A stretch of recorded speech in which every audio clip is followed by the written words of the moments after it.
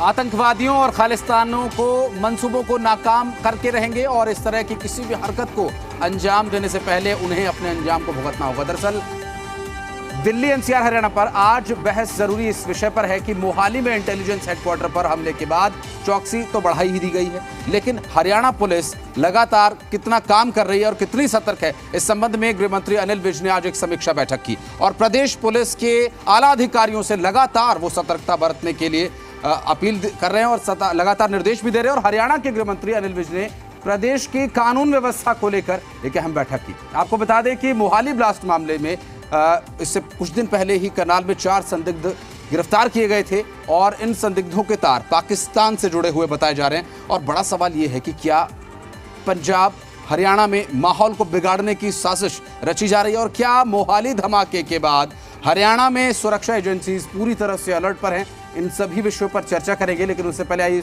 आपको सुनवाते हैं कि गृहमंत्री अनिल विज ने बैठक के बाद क्या कुछ जानकारी दी। मोहाली में हुई है, करनाल में हुई है और भी कुछ स्थानों पर हुई हैं। उसको देखते हुए आज सभी पुलिस के उच्च अधिकारियों के साथ बैठक की है। बैठक में एहतियाती कदम उठाने बारे चर्चा हुई है और सारी पुलिस को चौकस करने पर विचार हुआ है। काफ़ी बिंदुओं पर चर्चा हुई है जिन पर शीघ्र काम शुरू कर दिया जाएगा। पंजाब को अपनी इन्वेस्टिगेशन में हरियाणा की अगर कोई भी ज़रूरत होगी तो हम पूरी तरह से तैयार हैं उस मदद करने के लिए। और कुछ अहम सवाल अब यहां उठ रहे हैं। दरअसल क्या मोहाली इंटेलिजेंस हेडक्वार्टर पर हमले के बाद हरियाणा में सुरक्षा एजेंसी सतर्क हैं? क्या हरियाणा में कानून व्यवस्था को लेकर सतर्कता बढ़ाई गई है? क्या हरियाणा में भी माहौल खराब करने की साजिश हो रही है? चूंकि करनाल से जिस तरह आतंकवादियों का गिरफ्तार हुआ जाना और उनके पाकिस्तान तक संपर्क का होना, ये एक गंभीर विषय है और इस तरह के कई और विषय हैं जिस पर हम चर्चा करेंगे इससे सुरक्षा से जुड़े इन मामलों को लेकर। चूंकि हरियाणा के गृह मंत्री अनिल विज ने जिस तरह से बैठक की और इस बैठक के माध्यम से यहाँ पर ये जानने की कोशिश की गई कि क्या व्यवस्था है इस तरह के आतंकी घटनाओं से निपटने के लिए, प्रदेश में अमन शांति बनाए रखने के लिए जो प्रयास हैं वो कितने पुख्ता हैं। इन सभी विषयों को लेकर, चूंकि बहुत ही सेंसिटिव ये मैटर है और इस विषय को लेकर चर्चा करना बेहद महत्वपूर्ण है और इसी संबंध में गृह मंत्री अनिल विज ने आज एक महत्वपूर्ण बैठक की और साथ साथ एक बहुत बड़ा संदेश उन्होंने देने की कोशिश करी। इस तरह के मामलों में बिल्कुल भी राजनीति करने की आवश्यकता नहीं है। हालांकि ये बात उन्होंने कहने से परहेज करते हुए स्पष्ट अपने बयान से संदेश दिया कि वो पंजाब पुलिस के साथ सहयोग करने को पूरी तरह से तैयार है, क्योंकि मामला सुरक्षा का है। और इन सभी विषयों पर चर्चा करेंगे अपने खास मेहमानों से। एक छोटा सा परिचय अपने मेहमानों का और उसके बाद चर्चा शुरू करेंगे। हमारे साथ इस वक्त प्रोफेसर वीरेंद्र चौहान जी हैं बीजेपी से, दीप कमल सारन जी हैं जेजेपी से, बजरंग दास गर्ग जी हैं कांग्रेस से और लवलीन टुटेजा जी हैं आम आदमी पार्टी से और रजत पंजेटा जी हैं आईएनएलडी से। शशिकांत जी हैं हमारे साथ पूर्व डीजीपी पंजाब। आप सभी का बहुत बहुत स्वागत है। पहला सवाल मैं शशिकांत जी आपसे लेना चाहूँगा, चूँकि ये सुरक्षा का मसला है और गृह मंत्री ने एक महत्वपूर्ण बैठक इसके संबंध में बुलाई है। आपको नहीं लगता कि पंजाब समेत हरियाणा में तो चलिए चर्चा हो ही रही है, पंजाब, दिल्ली और इसके आसपास के जितने भी राज्य हैं इस वक्त सभी को संयुक्त रूप से एक बैठक करनी चाहिए और इस तरह के विषयों को लेकर सतर्कता बढ़ाए जाने की जरूरत है? जी हाँ, मैं बिल्कुल समझता हूँ। आपके मुख्यमंत्री, आपके होम मिनिस्टर साहब ने जो कहा, विज साहब ने बिल्कुल सही कहा है कि सतर्कता की जरूरत है। और आपने बिल्कुल ठीक कहा कि सारी स्टेट्स जो हैं, खासकर नदर्न जोन वाली जो हैं नॉर्थ इंडिया के, उनके बीच में कोऑर्डिनेशन मीटिंग होनी चाहिए, क्योंकि इसके तार जो हैं कई जगहों से जुड़े हैं। अभी तक वो आरपीजी या रॉकेट लॉन्चर कहां से आया उसके बारे में कुछ पता नहीं है। JNK से आया या कहीं और से चुराया गया, आर्मी से कहीं से चुराया गया। जा रहे थे, पहले जो 4 आदमी पकड़े गए हैं करनाल में, वो जो दिल्ली जा रहे थे, दिल्ली जाने या कहीं जाने का रूट जो है वो हरियाणा के बीच से होता है। यूपी कह रहे हैं कि कार जो है यूपी की ओर जा रही थी। हिमाचल में हो गया ऐसा, वहां पे जो खालिस्तानी नारे वगैरह लगा दिए, जिसमें शायद कह रहे हैं कि व्यक्ति पकड़ा भी गया है। तो इन सब चीजों को मद्देनजर रखते हुए जरूरत है कि एक कोऑर्डिनेशन मीटिंग होनी चाहिए जितनी भी स्टेट पुलिस फोर्सेस हैं, as also the central forces जुड़े हैं, NIA है या IB है, उन सब की एक संयुक्त मीटिंग की बहुत जरूरत है।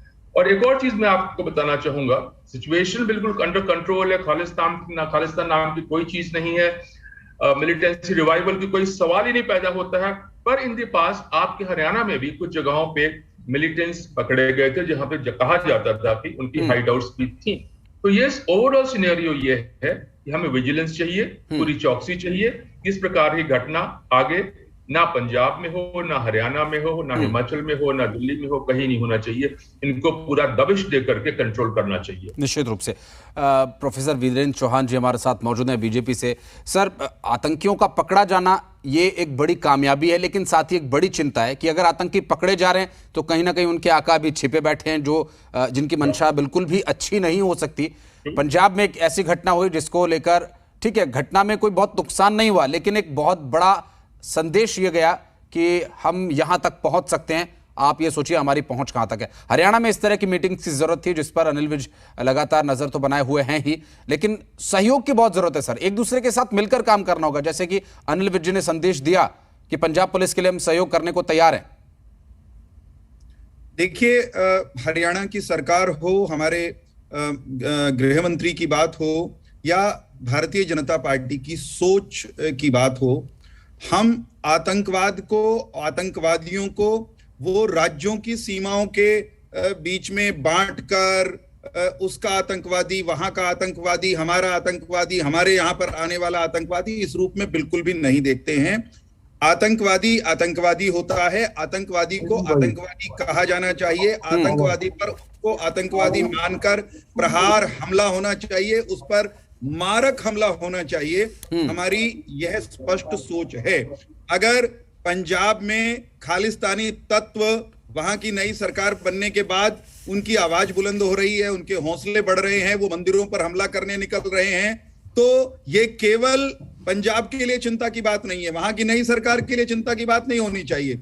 चिंता साहब हरियाणा को भी होनी चाहिए, और चिंता केरल और तमिलनाडु और गोवा और मणिपुर को भी उतनी ही होनी चाहिए, क्योंकि देश से अलगाव की बात करने वाले या उनके छिपे हुए संरक्षक या उनके उघड़े हुए सिंपैथाइजर, ये सारे के सारे एक ही हैं और भारत के दुश्मन हैं, भारत माता के दुश्मन हैं। और हम सबकी भारत माता के पुत्रों के नाते ये सामूहिक, नैतिक, राजनीतिक, राष्ट्रीय जिम्मेदारी बनती है कि हम इसमें कोई इफ एंड बट्स ना लगाएं।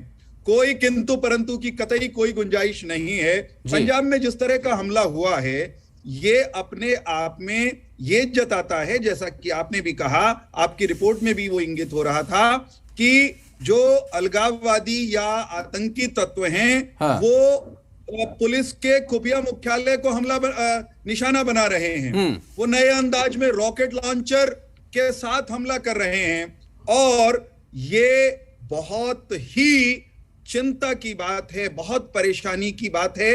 इस घटना के बाद सबकी पेशानी पर, सबके माथे पर पसीना आना चाहिए, इस मायने में कि कहीं तो चूक हुई है, कहीं तो गड़बड़ है कि उनके हौसले इतने बढ़ रहे हैं, कहीं तो गड़बड़ है कि वो सीधे वहां घुस रहे हैं जहां पर चोट करने से असर ज्यादा होता है। वो कहते हैं कि हम तो खुफिया मुख्यालय, निगरानी रखते हैं, काउंटर इंटेलिजेंस का हमारा हेडक्वार्टर है, उन्होंने कहा वहीं पर हमला करेंगे। हाँ। तो ऐसा अगर दुस्साहस आतंकी तत्वों का हो रहा है, ये चिंता की बात है। हरियाणा, पंजाब, आसपास के जितने भी राज्य हैं, केंद्रीय एजेंसियां निश्चित तौर पर इन सबको एक समवेत सतर्कता, एक कोऑर्डिनेटेड विजिल की आवश्यकता है, और जो कार्रवाई होनी चाहिए, काउंटर टेररिस्ट जो ऑपरेशन होने चाहिए, उसमें और अधिक तालमेल के साथ आगे बढ़ना पड़ेगा।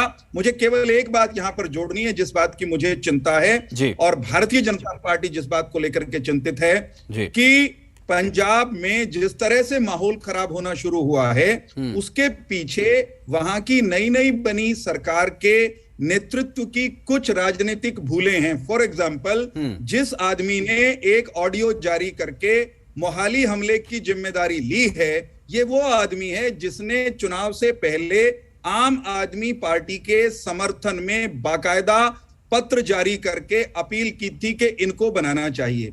ये वो आदमी है जो भारत से पंजाब को अलग करने की बात करता है, जो हरियाणा के मुख्यमंत्री को भी धमकी भरी चिट्ठी लेता है, ऑडियो जारी करता है, जो दिल्ली तक खालिस्तान के झंडे फहराने की, अंबाला में खालिस्तान के झंडे फहराने की या धर्मशाला में खालिस्तान के झंडे फहराने की बात करता है। बिल्कुल सर, दुखद बात ये लोग सर बात करें, ये लोग बात करें, लेकिन इनकी बातों को, इनके मंसूबों को कामयाब बिल्कुल भी नहीं होने देंगे सर। चौहान साहब, बिल्कुल भी ऐसे मंसूबे कामयाब नहीं होंगे। मैं फिर आऊंगा आपके पास। हमारे साथ दीप कमल जी भी जुड़े हुए हैं। मैं एक वाक्य में जी मुझे एक वाक्य बोलने दीजिए कृपा करके, मेरी बात अधूरी रह गई। मेरा ये कहना है कि जब वो आदमी ऐसी बात कर रहा था तो आम आदमी पार्टी की लीडरशिप को चुनाव से पहले ही डंके की चोट पर कहना चाहिए था कि तू जो भी है देश का दुश्मन है, हमें तेरी सहानुभूति नहीं चाहिए, तेरा समर्थन नहीं चाहिए, तू हमारा कुछ नहीं लगता। जो भारत का दुश्मन है वो आम आदमी पार्टी का दुश्मन है। इन्होंने ऐसा नहीं किया, ये इनसे राजनीतिक अपराध हुआ है। इसके लिए आज भी क्षमा मांग ले, आज भी अपना ट्रैक सुधार ले, मुझे लगता है ठीक हो जाएगा। नहीं सर, सुरक्षा का विषय कहीं भी जरूरत पड़े, जो भी आमूलचूल परिवर्तन करने की जरूरत पड़े, मुझे लगता है कि सभी को करना चाहिए। मैं आऊंगा टुटेजा साहब, आपसे भी इस पर जवाब लूंगा।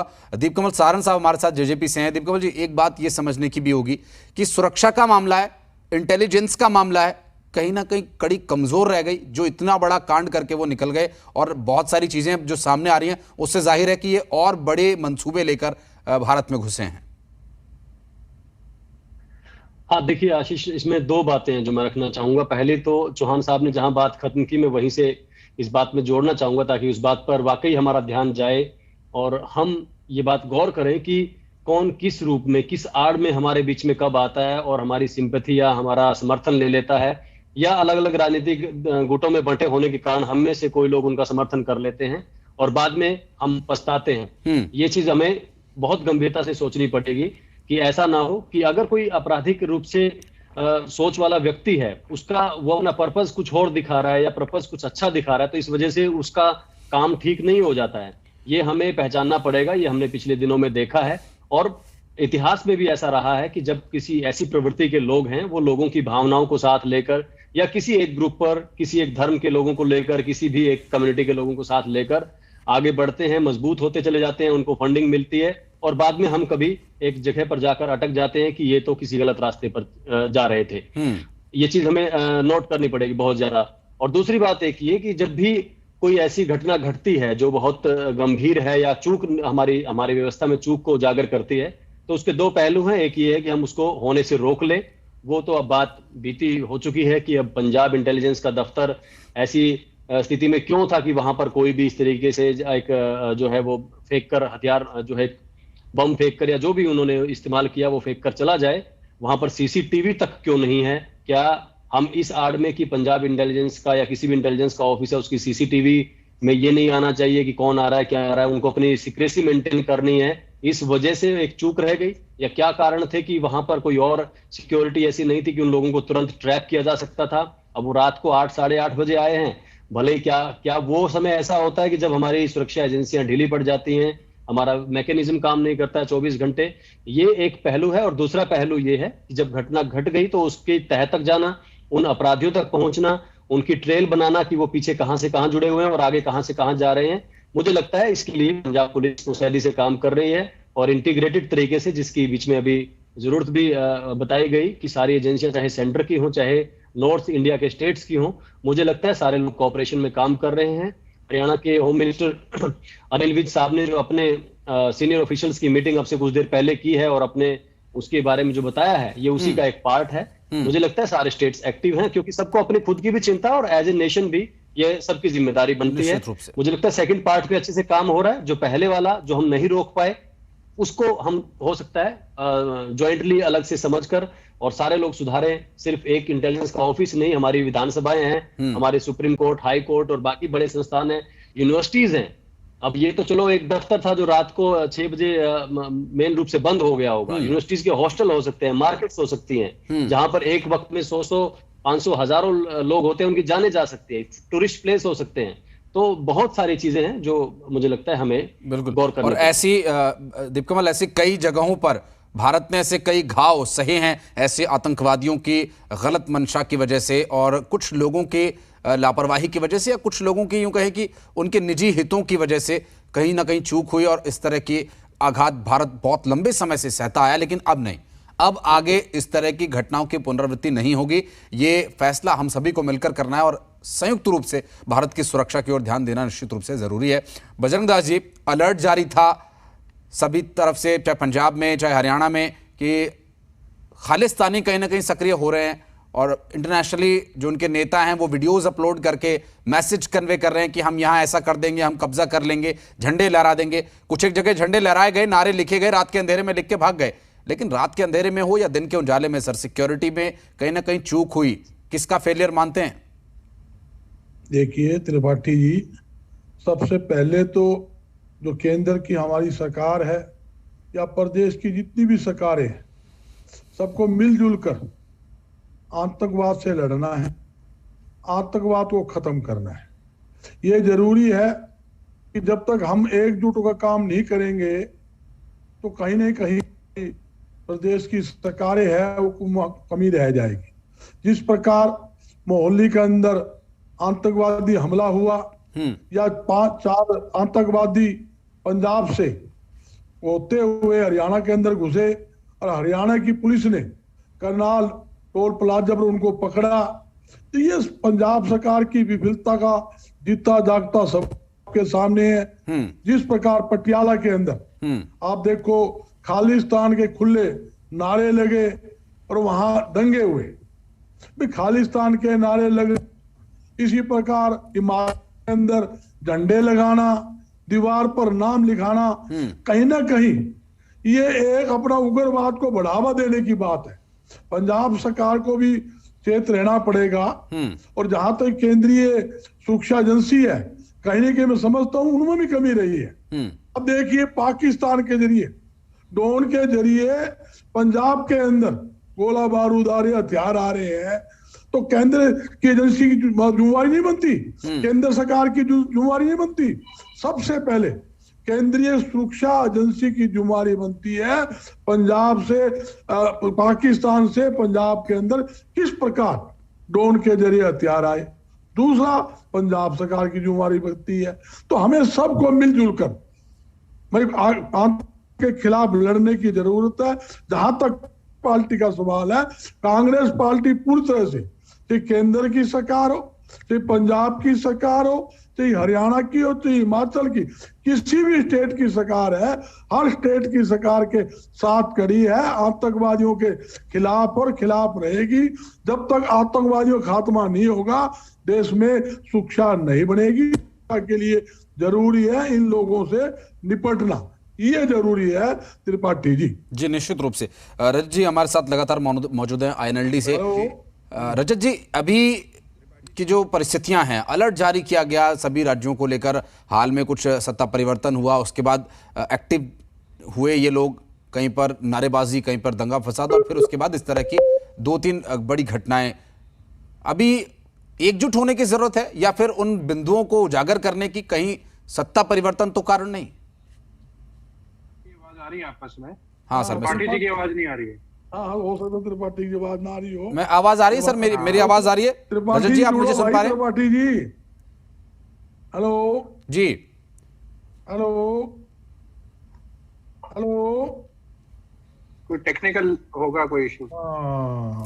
लवलिन टुटेजा साहब है, लगता है अभी आवाज नहीं जा पा रही है रजत जी तक। लगी कि हम लोग जो अलग अलग जगह से हैं, अलग अलग पार्टी से हैं, मैं तो किसी पॉलिटिकल पार्टी में नहीं, हम सबकी जो राय एक बनी है, हाँ, इस सबको मिल करके हर प्रदेश को, पूरे देश को, सेंट्रल एजेंसीज को, सबको मिलकर इसको रोकना है और इसको आगे नहीं बढ़ने देना है कहीं पर भी पूरे भारत देश में।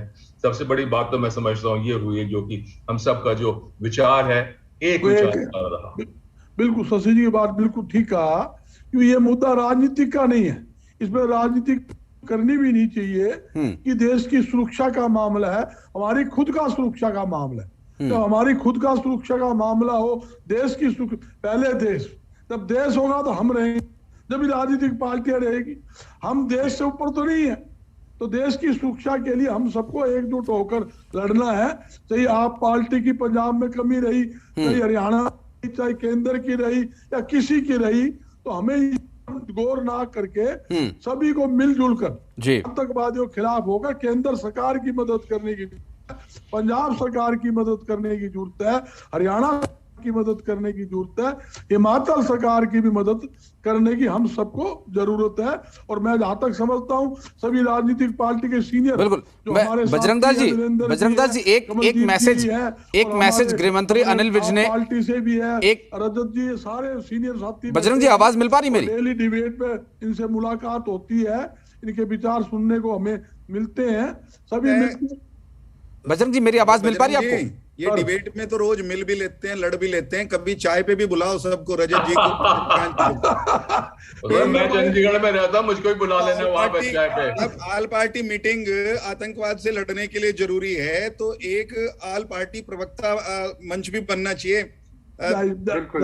रजत जी को उसका बनाते हैं सेक्रेटरी, और कभी कभार महीने 10 दिन में इकट्ठे बैठ के चाय पी ले करो, रोटी खा ले करो। अच्छी बात, याद कर लेना कभी सर। बहुत अच्छा सुझाव है, बहुत अच्छा सुझाव। और शशिकांत जी को जो है ना ऑनररी मेंबर या स्पेशल इनवाइटी सर जी, मैं बिल्कुल, बहुत अच्छी बात है वीरेंद्र साहब। इस तरह के विषयों पर अगर सभी पार्टी और सभी सोच एक हो जाए तो देश की सुरक्षा को लेकर बहुत ज्यादा चिंता करने की जरूरत नहीं पड़ेगी। लेकिन फिर भी सवाल सर उठते हैं कि एक निश्चित वक्त पर, एक निश्चित समय अंतराल में, लवलीन जी अगर आवाज मिल पा रही है आपको, तो आपसे ये प्रश्न रहेगा कि एक सर्टेन समय में अगर एक्टिव होते हैं कुछ इस तरह के असामाजिक तत्व, तो सवाल उठते हैं सर। कई गंभीर विषयों को रखते हुए बीजेपी के प्रवक्ता ने और जेजेपी के प्रवक्ता ने भी ये एक इशारा किया कि ये इसी समय क्यों हुआ। कांग्रेस के भी प्रवक्ता इस बारे में कह रहे हैं कि वो साथ जरूर हैं, लेकिन सवाल तो उठेंगे कि आखिर सत्ता परिवर्तन के बाद इस तरह इतना सक्रिय होने के पीछे कहीं ना कहीं कोई कमजोरी है या कोई और कारण?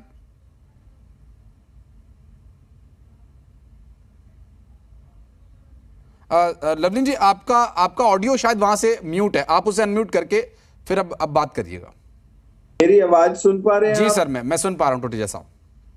मैं कह रहा हूं, चाहे दिल्ली की आम आदमी पार्टी की सरकार हो और चाहे आम आदमी पार्टी पंजाब की सरकार हो, दोनों सरकारों ने सदैव केंद्र से मिलकर चलने की, कोऑपरेशन से चलने की बात कही है।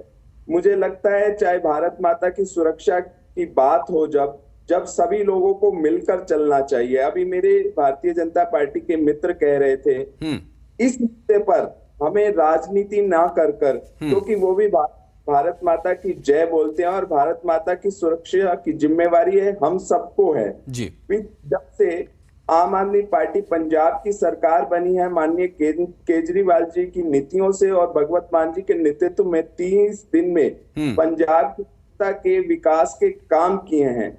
जो पंजाब का हित नहीं चाहते वो लोग पंजाब के अमन शांति को भंग करना चाहते हैं, पंजाब की खुशहाली को देखकर। मुझे लगता है कि इससे ज्यादा मतलब ये होना चाहिए कभी कभार। बहुत अच्छा सुझाव है आपका, बिल्कुल। हम साथ में मतलब एक वो होता है ना कि अभी सब कुछ टेक्निकल प्रॉब्लम है, आवाज शायद वहां तक नहीं पहुंच पा रही है। रखना है, हम उससे अलग भी हमारी एक इंडिविजुअल एक होनी चाहिए, एक भाईचारा बना रहना चाहिए।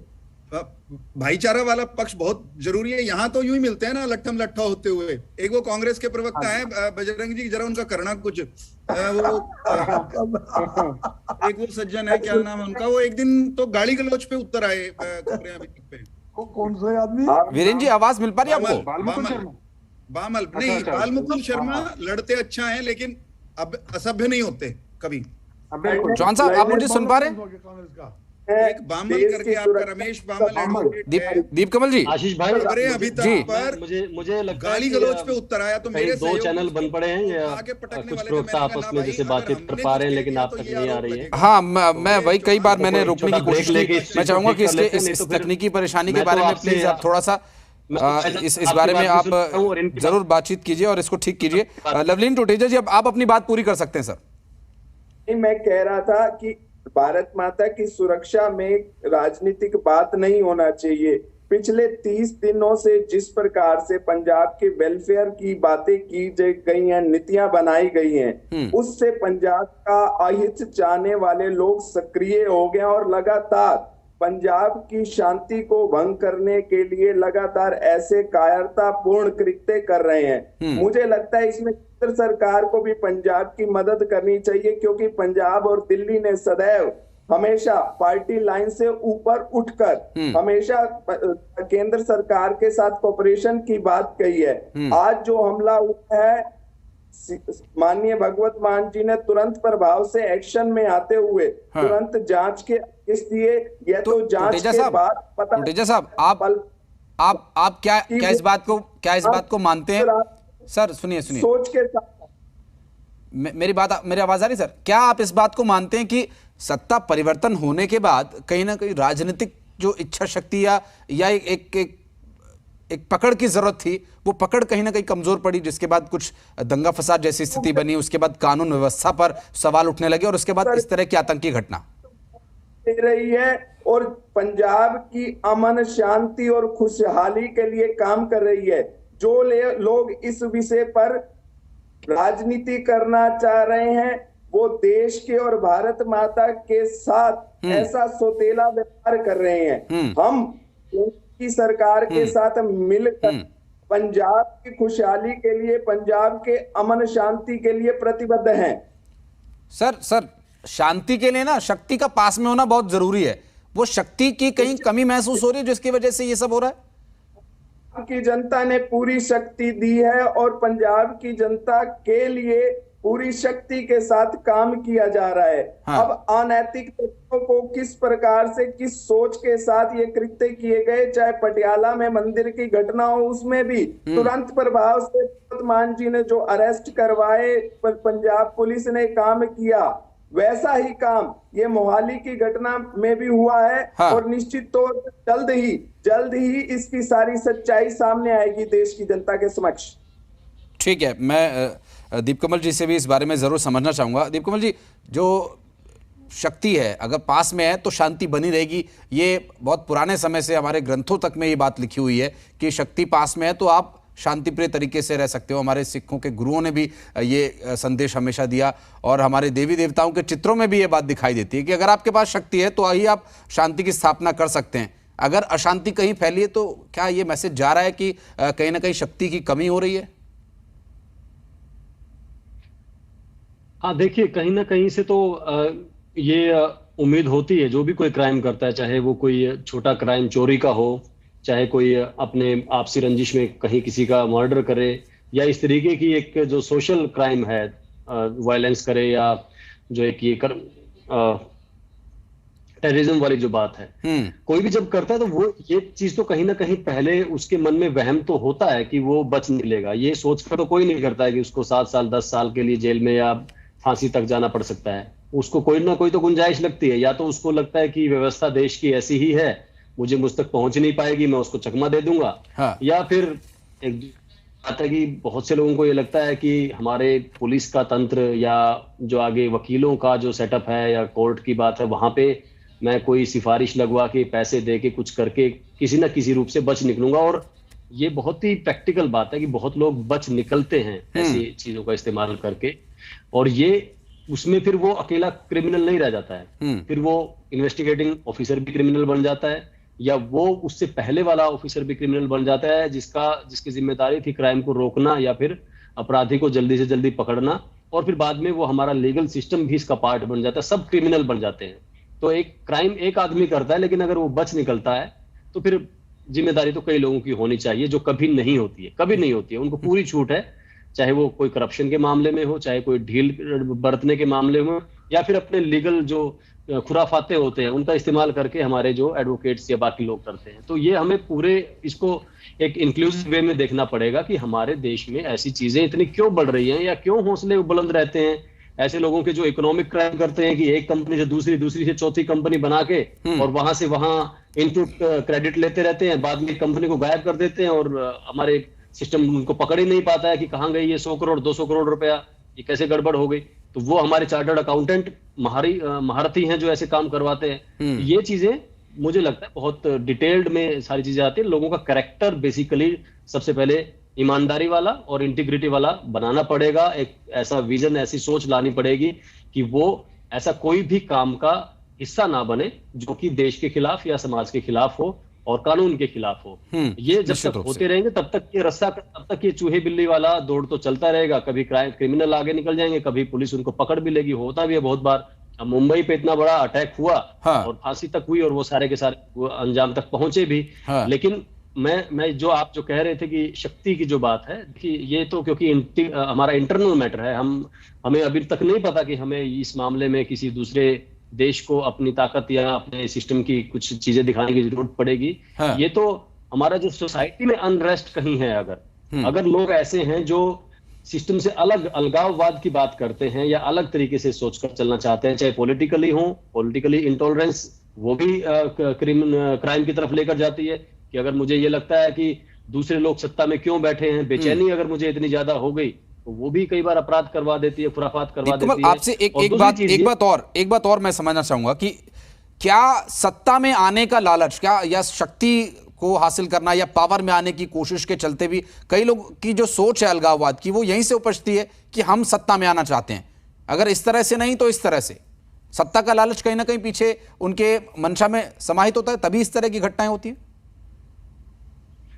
चाहे उसको सत्ता कहिए या अपनी आइडेंटिटी को लेकर जो एक सुप्रीमेसी लोग चाहते हैं। हर कोई चाहता है कि जो मेरी पहचान है, मेरी कम्युनिटी की, मेरे लोगों की या मेरे क्षेत्र की जो पहचान है वो ऊपर रहे, उसको कोई चैलेंज ना कर पाए या वो औरों से बेहतर दिखे। या वो पॉलिटिकल पावर जो आप कह रहे हैं कि सरकार वाली बात है, ये अलग अलग तरीके से है जो लोगों को मोटिवेट करती है। इसी को जब हम वर्ड यूज करते हैं उग्रवाद, एक्सट्रीमिज्म, कि वो उनको इतना मोटिवेशन दे देता है, इतना एक्सट्रीम उनके अंदर पैशन भर देता है उस चीज को लेकर कि वो उग्र फील करते हैं और उसके लिए फिर उनको कुछ और दिखाई नहीं देता है और वो बहुत एक एग्रेसिव वे में अपने काम को, अपने कॉज जिसको बोलते हैं, और हम जब बात करते हैं कि फतवा होता है या बाकी जब चीजें जिहाद की बात होती है तो वो उनके पीछे की सेंस आप समझेंगे तो वो उनके पीछे एग्रेशन है, डेडिकेशन है कि आप इस काम के लिए पूरी तरीके से लग जाइए। तो वो ऐसा जरूरी नहीं है कि आप कोई एक पॉकेट आइडेंटिफाई कर ले वहीं दिखेगा। वो बेसिक कैरेक्टर कहीं पर भी डेवलप किया जा सकता है। वो पॉजिटिव कॉज के लिए भी डेवलप किया जा सकता है। जो लोग सेवा करते हैं, आगे से आगे धर्मशालाएं और मंदिर और धर्मशालाएं बनवाते चले जाते हैं, लड़कियों की शिक्षा के लिए काम करते जाते हैं, पेड़ लगाते जाते हैं, लाखों की संख्या में पेड़ लगा देते हैं अपने जीवन में। तो वो भी एक पैशन है, वो भी एक उनके अंदर एक कॉज जब वो आइडेंटिफाई कर लेते हैं जिससे उनको लगता है कि उन्होंने जो चूज किया है कॉज, उसकी पहचान के साथ जुड़ जाते हैं। और ऐसा ही काम नेगेटिविटी की तरफ है। जब हम नेगेटिव काम के साथ जुड़ जाते हैं तो फिर वो एक ट्रैप होता है, आगे से आगे फंसते चले जाते हैं। ये सोशल मुझे लगता है एक फैक्टर है जिसको बहुत जल्दी पहचानना पड़ेगा और उसका काम भी सोशल लेवल पर होगा। कानून तो बहुत बन गए, कानून तो अब दहेज रोकने के लिए या बाकी चीजों के लिए कितने सालों से है, लेकिन क्या वो चीजें रुक रही है? नहीं रुक रही है। वो सोशल, क्योंकि उसका एंगल, उसकी जनक जो जड़ जो है वो सोशल है, तो हमें उस डायरेक्शन पे सोचना पड़ेगा निश्चित रूप से। और राजनीतिक रूप से जो राजनीतिक समझ रखने वाले लोग हैं या जो हम सामाजिक ताना बाना जिसकी हम बात करते हैं या चुनाव में हम जाते हैं, वहाँ पर इस तरह के लोगों का एक फिल्ट्रेशन उसकी बहुत ज़्यादा ज़रूरत है। क्योंकि जो आप अपने सकारात्मक जो विचार की बात करी जिसमें वो एक मोटिवेशन मिलता है, उसमें सर ये बात जाहिर है कि उसमें लोगों को अपना निजी हित नहीं दिखता या वो निजी अपने नाम के लिए या अपने हाथ में पावर आए इसके लिए वो काम नहीं करते। लेकिन जो नकारात्मकता की ओर जा रहे हैं, जो इस तरह के उग्रवाद या फिर अलगाववाद की ओर बढ़ रहे हैं, उनमें उनका निजी हित समाहित होता है। वो खुद को एक लीडर के तौर पर दिखाने की कोशिश करते हैं, तब उनके दिमाग में इस तरह की सोच उभरती है। उम्मीद है कि आप इस बात से सहमत होंगे दीप कमल। लेकिन एक चीज़ और आपसे ये समझने की कोशिश करेंगे कि अभी तक की परिस्थितियाँ, चाहे सत्ता परिवर्तन होने के बाद एकदम से एक्टिव होना, ये किसी कमजोरी को दर्शा रहा है या फिर इस वक्त तक वो तैयारी करके बैठे थे और एक मौका उन्हें मिला तो ये बातें खुलकर सामने आई हैं? क्या अभी इस समय इस तरह की चर्चा करना ठीक होगा? वैसे तो मेरा विचार ये है कि हमें कोई कयासबाजी से बचना चाहिए कि क्या इसका कनेक्शन पॉलिटिकल है और सत्ता परिवर्तन से है, क्योंकि जब तक कोई सब्सटेंशियल चीज ऐसी नहीं आती है सामने तब तक नहीं। लेकिन क्योंकि दफ्तर कौन सा टारगेट किया गया है? पंजाब इंटेलिजेंस का। और पंजाब इंटेलिजेंस का काम क्या है, वो अगर हम पहचाने सिर्फ एक हाइपोथेटिकली वे में कि पंजाब इंटेलिजेंस आज के दिन किन लोगों के खिलाफ काम कर रही होगी, वो अगर हम पहचाने तो फिर हम शायद किसी डायरेक्शन में पहुंच पाए कि कौन लोग इसके पीछे हो सकते हैं। जो लोग इंटेलिजेंस के ऑफिसर्स के अंदर खौफ पैदा करना चाहते हैं, क्या पंजाब की इंटेलिजेंस का काम आज के दिन पॉलिटिकली रूप से इस्तेमाल किया जा रहा है? क्या वो कुछ ही एक पार्टी या ऐसे पॉलिटिकल लोगों के खिलाफ उसका इस्तेमाल होना शुरू हो गया या होने वाला है आने वाले दिनों में, जिसको रोकने के लिए ये कोई मैसेज देने की कोशिश हो? मतलब एक ऐसी सिचुएशन जो एक सोची जा सकती है। बिकॉज अगर अटैक करना है तो मैंने तो नहीं सुना आज तक कि कभी कोई दिल्ली में मतलब आईबी के ऑफिस के आसपास कहीं पहुंच पाया हो, या सीबीआई के ऑफिस के आसपास कोई पहुंच पाया हो, या स्टेट में कहीं पे इस तरीके से पुलिस हेडक्वार्टर पर कहीं कोई आसानी से पहुंच पाया हो। आमतौर पर जैसे हम मिलिटेंट्स का देखते हैं जो कि क्रॉस बॉर्डर टेररिज्म का पार्ट होते हैं, बाहर से आते हैं, वो अटैक करते हैं आर्मी के जो कैंप्स होते हैं, चाहे वो पठानकोट में हो चाहे कहीं और आर्मी की जहां पे यूनिट्स होती हैं, कि वो कहीं ना कहीं आर्मी के जो लोग हैं उनके अंदर कोई डर अपना स्थापित करना चाहते हैं। तो पंजाब इंटेलिजेंस के लोगों के मन में कौन अपना डर पैदा करना चाहता है, या ये चाहता है कि वो बहुत तसल्ली से और बहुत ईमानदारी से काम ना करे, किसी के हमारे पीछे ना पड़े? ये मैसेज कौन देना चाहता है? ये मुझे लगता है कोई किसी डिस्कशन का पार्ट हो सकता है, लेकिन उससे आगे की कोई मतलब कंक्रीट बात हम इस पे बहुत जल्दी सोच ले, ये मुझे अभी मतलब मेरे पास कोई रीजन नहीं है उस चीज का। निश्चित रूप से। लवलीन टुटेजा जी आम आदमी पार्टी से हमारे साथ लगातार हैं। लवलीन जी, ये एक ऐसा समय है जिसमें अलर्ट तो जारी है ही, सबको अलर्ट रहना है, राजनीतिक रूप से भी, सामाजिक रूप से भी, हर एक खास व्यक्ति को अलर्ट रहना है कि वो कुछ भी ऐसा देखता है कि यहाँ पर कुछ संदिग्ध है तो वो निश्चित रूप से अपने जो सुरक्षा कर्मचारी हैं उनको इसके बारे में सूचित करे। लेकिन सर, इंटेलिजेंस जिसका काम ही यही है कि वो इस बारे में पूर्वानुमान लगाए, अपनी इंफॉर्मेशंस को पुख्ता रखे, अगर वहां पर हमला होता है तो ये क्या डराने की कोशिश है या मंशा एक संदेश पहुंचाने की, ऊपर तक संदेश जाना चाहिए कि हम एक्टिव हो चुके हैं?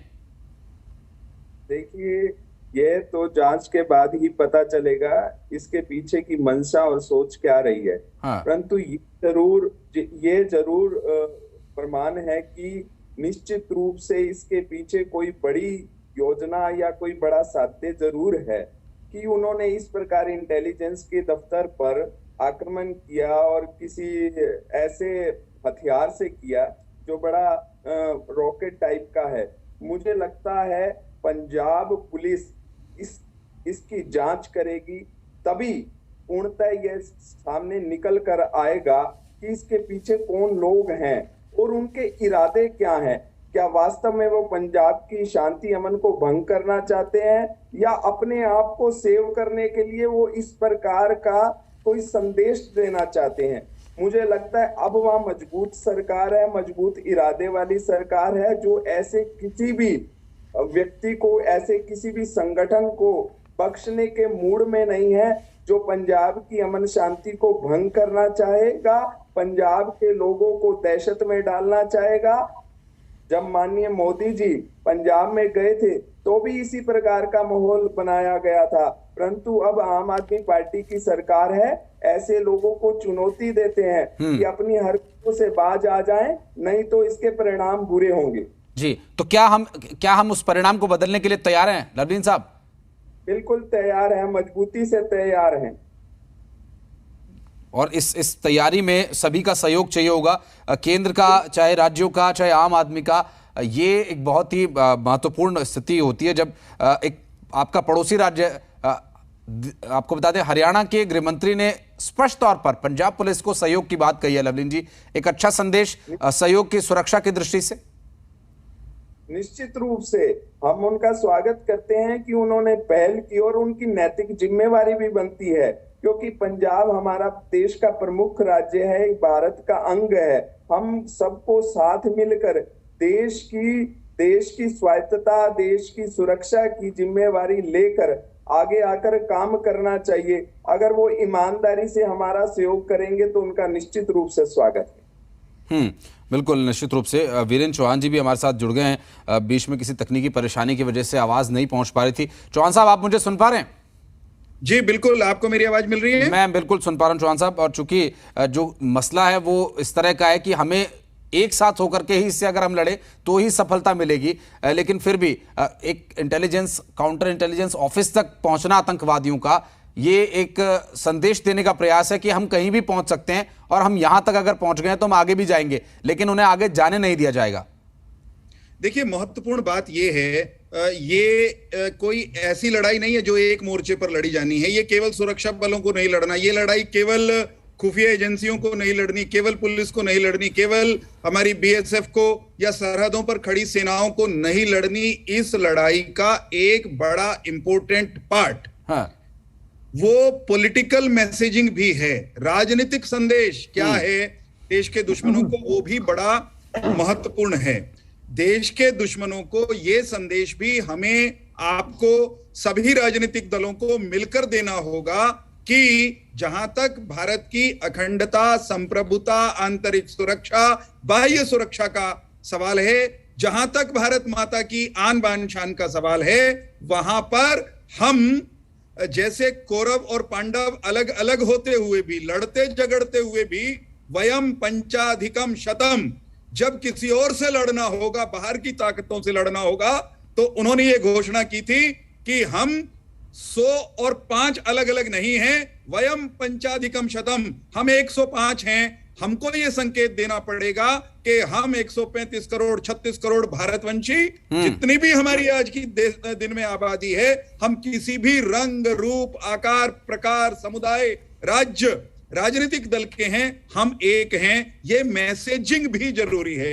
अब इस मैसेजिंग में गड़बड़ हो रही है, कुछ चीजें साफ करनी चाहिए। राजनीतिक लड़ाइयां लड़ लेंगे, सत्ता एक दल से दूसरे दल को चली जाएगी, फिर घूम करके किसी और दल पे आ जाएगी। इसके चक्कर में पड़ने का समय नहीं है। आज देश के दुश्मन जो ये कह रहे हैं कि हमने ये हमला कराया, हमने मैसेज दिया है आपके सुरक्षा तंत्र के मुख्यालय पर हमला करके कि हम कहीं तक पहुंच सकते हैं, तो पंजाब की सत्ताधारी पार्टी की सबसे बड़ी जिम्मेदारी बनती है आज की तारीख में कि वे बिल्कुल सामने आए, अग्रिम मोर्चे पर आए और दो टूक शब्दों में कहें कि वो देश के बाहर बैठा हुआ व्यक्ति जो ये कह रहा है कि मैं सोनीपत से लेकर के अंबाला और धर्मशाला तक खालिस्तान के झंडे पैसे दे करके भाड़े के भड़वों के दम पर फहरवा लूंगा, वो आदमी हमारा कुछ नहीं लगता, वो हम उसके साथ हमारे कोई संबंध नहीं है। अभी मैं कांग्रेस की हिमाचल प्रदेश की अध्यक्षा के बयान की चर्चा है मीडिया में, उन्होंने स्पष्ट रूप से कहा है और वो सब तरह के मीडिया पर आया है कि जिस व्यक्ति की मैं बात कर रहा हूं, पन्नू नाम का एक जीव है जो हर दिन किसी न किसी को पूरे हिंदुस्तान में फोन करके भारत के खिलाफ जहर उगलता है, भद्दी भाषा का इस्तेमाल करता है, अलगाव की भाषा का इस्तेमाल करता है। उस व्यक्ति ने ये दावा किया है कि मैंने आम आदमी पार्टी की आर्थिक मदद की है। उस आदमी ने आर्थिक मदद की है कि नहीं ये तो मालूम नहीं, लेकिन उस आदमी ने चुनाव से ठीक पहले खुले आम चिट्ठी जारी करके अपील करके ये कहा था कि अरविंद केजरीवाल मेरी पसंद है पंजाब में। तो देश का दुश्मन इनको देख करके अगर प्रसन्न हो रहा है, इनको पसंद कर रहा है, इनके गले में माला डलवाना चाहता है, तो ये अरविंद केजरीवाल की जिम्मेदारी है कि उस माला को निकाल कर फेंकें, उस रिश्ते को एकदम ये कहें डंके की चोट पर आकर के कि वो चाहे जो कहता वो मेरा कुछ नहीं लगता। हमारा ये पूछना बनता है कि ये रिश्ता क्या कहलाता है। और यहां पर अरविंद केजरीवाल को साफ करना चाहिए, भगवंत सिंह मान को साफ करना चाहिए कि हमारा अर्थात आम आदमी पार्टी का अलगाववादियों के उस भोंपू के साथ कोई रिश्ता नहीं है। ये भी बताना चाहिए और कहना चाहिए कि एक इकन्नी उससे हमने ली नहीं, लेकिन ये कह नहीं रहे तो उसके कारण सबको लगता है कि दाल में कुछ काला है। यहां पर एक बात अगर और मुझे आप कहने की अनुमति दें तो सबने किसान आंदोलन के दौरान खालिस्तानी तत्वों को अपने पैर, पंजे, पांव, पंखुड़ी, टेंटिकल्स फैलाते हुए दिल्ली के सरहद पर देखा था। जो लोग किसान आंदोलन के अंधे समर्थन में खड़े हुए थे, उनको हम याद कराते थे कि वहां बहुत सारे टेंट ऐसे लगे हुए हैं जहां प्रो खालिस्तान नारे लिखे हुए हैं, हाँ। बैनर पोस्टर लिखे हुए हैं। तब बहुत सारे लोग सॉफ्ट हो जाते थे, कहते नहीं नहीं नहीं नहीं ऐसा नहीं है, बदनाम करने की कोशिश हो रही है। यही तत्व थे जो वहां एम्बेड होकर के, बीच में घुस करके किसान आंदोलन का लबादा या यूं कहिए कि उसका मुखौटा ओढ़ करके देश के विरुद्ध वहां पर प्रचार कर रहे थे। किसानी चोला ओढ़कर खालिस्तानी मूवमेंट को आगे बढ़ाने की कोशिश। चौहान साहब का ये कहना है। लवलीन जी आपसे जवाब लूंगा, उसके बाद रजत जी के पास चलेंगे। उनको उठाने लगे हैं। हाँ। ये सींग आम आदमी पार्टी का नेतृत्व समझ ले, ये देश के खिलाफ उठने वाले सींग ठीक है सर, जब जवाब देश ले पर लेते हैं। प्रहार करेंगे तो देश में आम आदमी पार्टी का कार्यकर्ता, नेता, सरकार वो देश का हिस्सा है। देश पर हमला होगा, चौहान साहब जवाब ले लेते हैं। आप भी नहीं बचेंगे। आप ऐसे माहौल में सरकार कैसे चला लेंगे 5 साल? मेरी आवाज आ रही है चौहान साहब आपको? केजरीवाल और भगवंत मान अगर आप साफ साफ शब्दों में, 2 टूक शब्दों में, कठोरतम शब्दों में अलगाववादी लोगों को अलगाववादी, आतंकवादियों को आतंकवादी कहने का वीरेंद्र जी आवाज आ रही है मेरी? नहीं जुटाएंगे। मैंने कल भी कहा था, मैं दोहरा रहा हूं, करवा लीजिए। It is high time Bhagwant Singh sir शायद उनको आवाज नहीं मिल पा रही है, इस वजह से वो इस बात का ऐलान करें कि खालिस्तानी तत्वों के साथ वीरेंद्र जी आवाज मिल पा रही मेरी? है ना, हम उनको कोई संरक्षण देंगे, और अगर इनसे कोई गलती हो ही गई है। हाँ ठीक है, जवाब ले लेते हैं। लवलीन जी आप अपनी बात रखिए, क्योंकि शायद आवाज नहीं मिल पा रही है। आप भी माफी मांग लें, चूक हो गई है तो उसको। मैं ऐसे किसी विषय पर कोई राजनीतिक बात करना नहीं चाहता था कि जो लोग, जो देश की सुरक्षा से जुड़ा कोई भी मुद्दा हो, परंतु यह भारतीय जनता पार्टी के लोग सदैव घुमा फिर इनको अरविंद केजरीवाल और आम आदमी पार्टी सपनों में दिखाई देती है। इस देश के अंदर भारतीय जनता पार्टी की सरकार है और देश के माननीय प्रधानमंत्री नरेंद्र मोदी जी हैं, जो पूरे देश के अंदर घूम कर यह कहते थे कि इस देश की सुरक्षा की बात करेंगे, इस देश को पाकिस्तान से की सुरक्षा करेंगे, आतंकवाद से सुरक्षा करेंगे। इस प्रकार की घटनाएं अंजाम हो रही हैं। पंजाब का 50 किलोमीटर एरिया आज सेना के पास है। इन्होंने एक बिल लाया, आज ये बड़ी बड़ी बातें इस चैनल पर बैठकर कर रहे हैं। क्या इनकी जिम्मेवारी नहीं बनती? और मैं आधिकारिक तौर पर कह रहा हूं, ऐसा कोई भी व्यक्ति जो भारत माता के खिलाफ हो और भारत की सुरक्षा के खिलाफ हो, ऐसे किसी भी व्यक्ति का, किसी भी संगठन का कोई भी सहयोग या कोई भी पक्ष आम आदमी पार्टी कभी नहीं रखती। एक देशभक्त पार्टी होने के नाते पंजाब के और दिल्ली की जनता की सुरक्षा की जिम्मेवारी हमारी है, और निश्चित तौर पर भगवंत मान जी के नेतृत्व वाली सरकार ईमानदारी से काम कर रही है। ये लोग केवल और केवल राजनीतिक बातें कर केवल ध्यान भटकाना चाहते हैं। पता नहीं किस आतंकवादी का नाम ले रहे हैं, कौन सी चिट्ठी का नाम ले रहे हैं, कहां किसने क्या बात कही। किसान आंदोलन पूरे देश ने देखा किस प्रकार आपने अपने लोगों के सिर फोड़े, अपने लोगों को आतंकवादी का, अपने लोगों के सिर फोड़े, अपने लोगों की टांगे तोड़ी। आप लोग आज कहने लायक हो गए हैं कि सर ये अपने लोग वही थे जिन्होंने तिरंगा उतार करके दूसरे झंडे फहराए थे? ये वही अपने लोग हैं? वो कौन लोग थे? वो इनके संरक्षण दिए हुए लोग थे जिन्होंने ऐसे कृत्य किए। आम आदमी पार्टी किसी ऐसे व्यक्ति का, किसी ऐसे संगठन का कोई संरक्षण या कोई पक्ष नहीं रखती कभी भी। नहीं लवलीन जी, ये अपने लोग कौन है? किन अपने लोगों की बात कर रहे हैं आप? जो प्रदर्शन कर रहे थे वो, या जो लाल किले पर चढ़कर झंडा बदल रहे थे, दूसरे तरीके के झंडे लगा रहे थे वहां पर? हमने कभी उनका पक्ष नहीं रखा, यही लोग उनके पक्ष के साथ थे। आज वो जो एक्टर थे वो इनके बड़े बड़े नेताओं के साथ उनकी फोटोग्राफ्स थी। ये जो जिनकी बातें कर रहे हैं, जिन्होंने लाल किला पर तिरंगा लहराया, इनके साथ उन बड़े पंजाब के नेताओं के फोटो थे। हाँ, वही बात कह रहे हैं वीरेंद्र चौहान जी, वही कह रहे हैं। वो कह रहे हैं कि आपके बड़े लीडर का नाम लेकर के वो आतंकवादी कहता है कि मुझे वो शख्स बहुत पसंद है, मुझे बहुत अच्छा लगता है, मैंने आम आदमी पार्टी की बहुत मदद की, ऐसा वो कह रहे हैं चौहान साहब। तो क्या इस बात का खंडन करेगी आम आदमी पार्टी? मैं कह रहा हूँ, किसी की कोई भी पसंद हो सकती है। पाकिस्तान सर फाइनेंशियली मदद की भी बात कर रहे हैं वो, वीरेंद्र चौहान जी कह रहे हैं कि फाइनेंशियली भी मदद की है आम आदमी पार्टी की, उसने अपने बयान में बात कही है। घर शादी पे चले जा सकते हैं तो इनका देश के प्रति प्रेम झलकता है, और अगर किसी ने कह दिया या मुझे इस घटना का नहीं पता, इनके कहने से सारी बात सच नहीं हो जाएगी। परंतु मैं ये जरूर कहता हूं, हम ईमानदारी से अपना काम करना चाहते हैं, हमें ज्यादा राजनीति नहीं आती, और देश की, पंजाब की जनता का वेलफेयर हमारी प्राथमिकता है। हाँ लवलीन जी, मुझे लगता है कि राजनीति नहीं आती तो सीखनी पड़ेगी। दीप कमल जी, अगर पंजाब जैसा राज्य चलाना है तो राजनीति अगर नहीं आती तो सीखनी पड़ेगी सर, क्योंकि अगर राजनीति नहीं आएगी तो सिर्फ विकास करके आप पंजाब जैसे बॉर्डर स्टेट को सिक्योर नहीं रख पाएंगे। आपको बहुत सारे और महीन मुद्दों पर, बारीकी से सुरक्षा के मुद्दों पर भी काम करना होगा, राजनीति भी सीखनी पड़ेगी। लवलीन जी आ रहा हूं मैं, एक छोटा सा रिएक्शन दीप कमल जी से ले लेते हैं।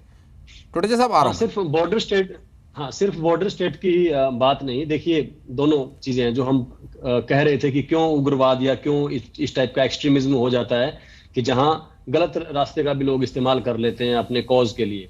अगर अब आम आदमी पार्टी की इच्छा ये है कि वो बहुत तेजी से और बहुत रफ्तार के साथ अपने राज्यों को बढ़ाए, अपनी राजनीतिक पहुंच को बढ़ाए, तो उसके लिए क्या वो ऐसे लोगों का साथ लेगी जो कि कभी बाद में या पहले से या अपनी सोच के माध्यम से देश के खिलाफ हो, देश के साथ उनकी राय ना बैठती हो, एक पहलू। और दूसरा पहलू कि क्या हम सत्ता के लिए, वोट लेने के लिए ऐसे वादे करेंगे जो हम बाद में पूरे ना कर सके, कि हम मुफ्त में बिजली देंगे या महिलाओं को ये देंगे या फिर हम ये चीजें लागू कर देंगे, और बाद में फिर आप आने के बाद फिर सेंट्रल गवर्नमेंट के पास पहुंचे कि हमें इतने 1000 करोड़ रुपए का पैकेज दे दीजिए, या इसमें ये दिक्कत है और पिछली सरकारों ने इतना खजाना खाली कर दिया, या ये कर दिया वो कर दिया। या अगर आप उनमें से कुछ वादे पूरे भी कर देते हैं तो क्या वो किसी और चीज पर ऐसी पर असर डालेंगे जो देश की जो जरूरी रफ्तार है उसको नुकसान पहुंचाएगी, चाहे वो किसी और ऐसे जरूरी सड़कों के मामले हों या कोई और चीजें हों, ऐसी बातें हों। क्योंकि देखिए अल्टीमेटली सरकार के पास पैसा तो उतना ही है जितना वो कमा रही है, जितना राजस्व उसको मिल रहा है। आप राजस्व बढ़ाएंगे नहीं, ये भी लोगों को कहेंगे कि हम आप पे नया टैक्स नहीं लगाने वाले हैं, और अपने खर्चे बढ़ा लेंगे, तो क्या अपने राज्य को आप किसी कर्ज के नीचे बढ़ाएंगे या फिर कहीं और का खर्चा रोकेंगे जो पहले से जरूरी खर्चा हो रहा है राज्य में। तो ये भी एक उस टाइप का ही एक कोई ना कोई एक चीज है कि आप एक पैशन में, एक धुन पर सवार होकर कि हमें बस चुनाव जीतना है। बिल्कुल, सिर्फ चुनाव जीतना ही मकसद नहीं होना चाहिए, तो ये राज्य की सुरक्षा को भी ध्यान में रखना होगा, और आप किस जिम्मेदारी की तरफ बढ़ रहे हैं इस बात का भी ध्यान रखना होगा। और सिर्फ विकास तो ठीक है, सरकारों की जिम्मेदारी है दीप कमल की विकास करवाया जाए, लेकिन विकास करवाने के साथ साथ आपको उस राज्य की परिस्थितियों को भी समझना होगा कि वहां पर अभी विकास कितने रेशो में कराना है और कितने रेशो में आपको सुरक्षा पर फोकस करना है। रजत जी से एक बार भी हमारी बात नहीं हो पाई, किसी ना किसी परेशानी की वजह से उनका संपर्क बार बार टूट जाता था। रजत जी, इस तरह की घटनाएं कि आतंकवादी आते हैं और इंटेलिजेंस ऑफिस पर कोई बम मारकर या कोई ग्रेनेड लॉन्चर कुछ इस तरह से इस्तेमाल करके वो आगे बढ़ जाते हैं, कोई कमजोरी है जिसे दूर करने की जरूरत है, एकजुटता की कमी है, या कोई और कारण मानते हैं इसके पीछे आप? देखिए त्रिपाठी जी, ये कोई आम मुद्दा नहीं है। हाँ। ये कोई छोटी मोटी घटना नहीं है, it's a matter of national security. ये स्टेट्स की सिक्योरिटी नहीं है, नेशनल सिक्योरिटी का है, क्योंकि उसमें एक कोई बम फेंक के नहीं वो चले गए हैं, वो एक Soviet RPG-22 NATO anti tank rocket launcher से उन्होंने अटैक किया है, और ये कोई आसानी से उपलब्ध हो जाए, ये अक्रॉस बॉर्डर है, कहीं से आया हुआ जो हिंदुस्तान में एंटर किया गया, और ये इंटेलिजेंस का ऑफिस है। और एक सीसीटीवी फुटेज जो मैंने देखी है उसके अंदर 2 गाड़ियां दिख रही हैं, और शाम का समय है, ज्यादा क्लियर नहीं है लेकिन देखी है मैंने सीसीटीवी फुटेज। और कोई भी अगर हरियाणा की बात करें, जहाँ करनाल बस्ताना टोल के पास हमारे हरियाणा पुलिस ने IB की इनपुट से 4 आतंकवादियों को पकड़ा था जिनके पास IED थी। इनके पास जो इस्तेमाल हुआ है वो ट्राई नाइट्रोटोल्यून इस्तेमाल हुआ है, चाहे RDX है। ये बहुत ऐसे एक्सप्लोसिव सब्सटेंस हैं जो कि आसानी से अवेलेबल नहीं है क्रॉस बॉर्डर। ये टेररिस्ट जो और छोटी मोटी नहीं, बड़ी एडवांस टेररिस्ट ऑर्गेनाइजेशंस हैं, ये उन्हीं के पास उपलब्ध होते हैं। और जहां भी बात हो रही थी इस पन्नू की, इसने हिमाचल के सीएम को ये धमकी दी है कि जो सेक्टर 77 मोहाली में पंजाब पुलिस के इंटेलिजेंस के दफ्तर के ऊपर हमला हुआ है, वो शिमला में आपके ऊपर भी हो सकता था। जो श्रीमती प्रतिभा जी का जिक्र कर चुके हैं यहाँ वीरेंद्र चौहान जी, उसको मैं दोहराना नहीं चाहूंगा। लेकिन देखिए, अगर कोई धर्मशाला में जाके असेंबली के आगे झंडे लहरा सकता है, हिमाचल के सीएम को धमकी दे सकता है, उसके बाद पंजाब में पहले रेफरेंडम लाने की इसने बात करी और जून 6 तारीख इसी साल की वो रेफरेंडम हिमाचल के ऊपर खालिस्तान का रेफरेंडम लाने की बात करता है। 10 से 15 फोन तो मैं खुद रिसीव कर चुका हूं इस व्यक्ति के। इंटरनेशनल, ये कोई इंटरनेशनल अगर नंबर से वो कॉल करता है तो इसके पीछे हम यहां डिबेट कर रहे हैं, नेशनल सिक्योरिटी की मैंने बात करी। This could be linked with international crisis also, कि ये इसके पीछे चाइना का हाथ है या यूएस का हाथ है, और दोनों एक दूसरे पे ब्लेम डाल सकते हैं देश में हालात खराब करके। क्योंकि अगर कोई बाहर कुछ होता है और कोई ऐसे समीकरण बनते हैं कि कहीं गड़बड़ी करानी है देश में, क्योंकि आप देख चुके हैं किस तरह ले हमारा पेंगोंग त्सो जो लेक है उसमें कहीं चाइना अपने पूरा गांव बसा दिया, वहां पुल का निर्माण कर रहा है, कहीं अरुणाचल प्रदेश में कहीं गड़बड़ी करने की कोशिश कर रहा है। तो इसको हम बहुत से पहलू हैं जिसके थ्रू हमारे को देखना पड़ेगा, और यहाँ के ऊपर पूरा का पूरा देश की एकजुटता, बिल्कुल प्रभुता पूरी की अखंड रखने की जरूरत है। हम सारे के सारे देश के नागरिक हैं, और जहां नेशनल सिक्योरिटी की बात है, ये स्टेट्स की बात नहीं है, ये नेशनल सिक्योरिटी में हम पूरा का पूरा देश जो है वो एक साथ एकजुटता से के साथ खड़ा है। लेकिन कंसर्न यहाँ ये नहीं है कि जो पकड़े गए हैं आईबी के इनपुट, हो सकता है कई मुद्दों पे इनपुट हमारे को भी ना मिली हो सकता है ये और टेररिस्ट जो है ये धीरे धीरे इन्होंने अपना पैर पसारे हो, क्योंकि आसान नहीं है असेंबली के तक पहुंच जाना। उस असेंबली की भी सीसीटीवी फुटेज जो है वो भी प्रोक्योर करनी पड़ेगी, उस पूरे रूट की within 1 hour timing, 2 hour timing, वो टावर की लोकेशन क्या थी, वो सारे के सारी जो इनपुट है उसको लेके। देखिए, बात यहाँ पे स्कूल और कॉलेजेस की नहीं है, यहाँ पे आप ये देखिए इन्होंने किसको टारगेट किया है, इन्होंने टारगेट किया है गवर्नमेंट ऑफिसर्स को। पंजाब में टारगेट किया है इंटेलिजेंस के ऑफिस को, हिमाचल में टारगेट किया है जो असेंबली है।